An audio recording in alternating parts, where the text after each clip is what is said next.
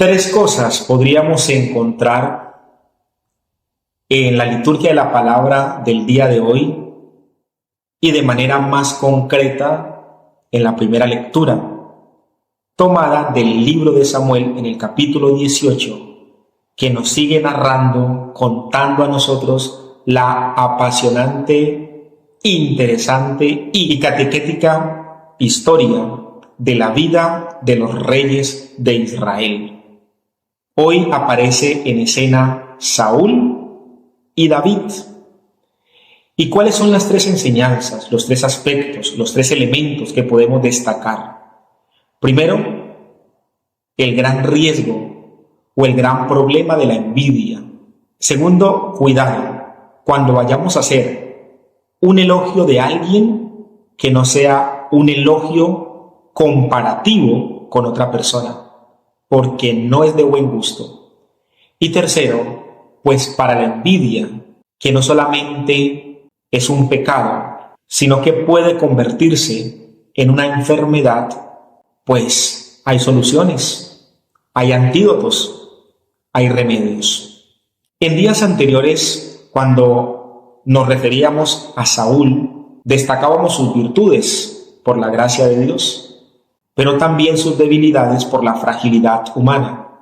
Y dentro de las debilidades de Saúl como persona, que no lo hace un hombre malo, sino un hombre débil, decíamos que aparecía de una manera notoria en él la desobediencia y la envidia, hasta el punto que el mismo profeta Samuel le dice en capítulos atrás: es mejor obedecer que sacrificar, porque una de las debilidades de Saúl era la desobediencia, otra la envidia. Y es que la envidia es una palabra de la lengua del latín y se escribe invidere. Allí está tomado de manera poco positiva. Nos está mostrando una acción negativa.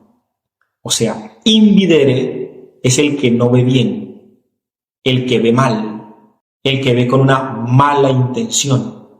Y es la forma en la cual Saúl ve a David en la lectura del día de hoy. Y lo ve con envidia porque en la confrontación del pueblo de Israel con los filisteos aparece en el ejército del pueblo filisteo un personaje llamado Goliat. Y Goliat, según se describe, era un guerrero alto, era un gigante, fuerte, encarador, sobrado, prepotente, que se burlaba del ejército del pueblo de Israel y los desafiaba, de tal manera que les decía: no habrá uno en ese pueblo que me haga frente. Y eso era muy duro para Saúl, porque Saúl era el rey. Ni siquiera los hermanos de David, que también eran hombres del ejército del pueblo de Israel, que luchaban por defender a su pueblo. Y David, en la lectura del día de ayer, pues nos mostraba el texto sagrado que con la gracia de Dios, con la fuerza de Dios, termina venciendo, derrotando al gigante, a Goliat. Esto crea un choque emocional en Saúl. Y no solamente esta situación, sino que viene el segundo aspecto, el segundo punto, el cuidado al momento de hacer un elogio. Porque el pueblo empezó a hacer elogios a David, cantando y diciendo: Saúl mató a 1000, David a 10.000. Y sobre todo describe la palabra de Dios que lo hacen las muchachas. Y eso puede ser motivo de sentir el ego de otro hombre cuando el elogio viene de parte del personal femenino, del personal de tacón. Y no solamente es un elogio para David, sino que hacen una comparación respecto a Saúl. Entonces esto acrecienta la envidia, el malestar, el disgusto en Saúl.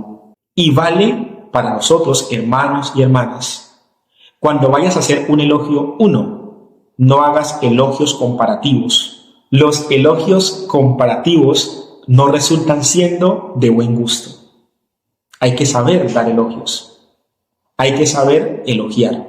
Hay que saber que si voy a hacer un elogio comparativo, en el contexto, en la realidad, en el ambiente, allí, no sea frente a personas que no tienen madurez emocional. Y Saúl demuestra que es una persona que le falta madurez emocional, que es una de las situaciones, de las cuestiones, de las realidades que padece la gente del día de hoy. No somos maduros emocionalmente. ¿Y en qué consiste la inmadurez emocional? En la manera de comportarse Saúl. Hoy tiene envidia de David, pero era curioso. Saúl en muchos pasajes admiraba a David, en otros lo felicitaba, en otros le agradecía y en otros quería matarlo. Inestable.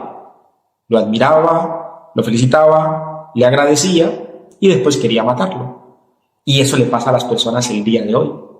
Inestables, emocionalmente inmaduros, porque la inestabilidad es signo de la inmadurez emocional. Se ve mucho el día de hoy. En la casa, el hombre dice amar a su esposa o a su mujer, pero resulta que el día de mañana ya no está enamorado de ella, sino que se enamoró de una compañera de trabajo. Después que verdaderamente la mujer de sus sueños es la profesora de sus hijos. Después que ya no es la profesora de sus hijos, que está mejor la vecina.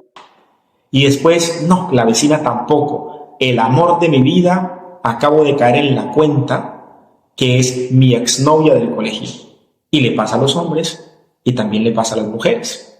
Y no solamente en el plano afectivo, también en el lugar donde vive. No es que mi lugar favorito es Colombia, pero yo creo que estoy mejor en Estados Unidos. Y si me voy para Europa, y así hay una inestabilidad en la parte emocional, en la manera de sentirse. Un signo de la inmadurez emocional es la inestabilidad. Pero luego viene el tercer punto. ¿Y cuál es el antídoto, la cura, el remedio contra la envidia y la inestabilidad? Es la cercanía y la capacidad de hacer buen uso de la facultad, de la racionalidad o de la inteligencia. ¿Por qué? Porque el texto de hoy nos muestra a nosotros que Jonatán, que es hijo de Saúl, habla con su padre y le hace caer en cuenta de la situación que él tiene para con David. Es un digno hijo de su padre Saúl y un buen amigo de David, porque Jonatán, sin traicionar a su padre, advierte a David, y sin traicionar a David, le hace caer en cuenta a su padre del error, de la situación que está pasando, que está viviendo.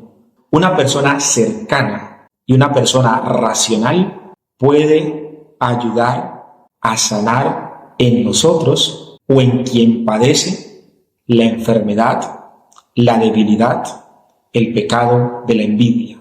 Que Dios nos conceda su gracia de trabajar todos los días por superar la debilidad de la envidia, por ser prudentes al momento de hacer elogios, no comparar, y menos cuando hay gente inmadura emocionalmente. Y tercero, que nos dejemos ayudar y podamos ayudar cuando sepamos que alguien padece la envidia a través de la cercanía y la racionalidad. Amén.